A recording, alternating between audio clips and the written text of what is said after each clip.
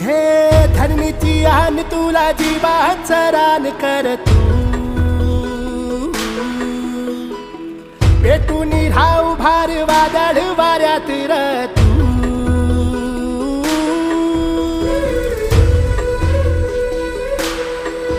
हे धरणीची आन तुला जीवाचं रान कर तू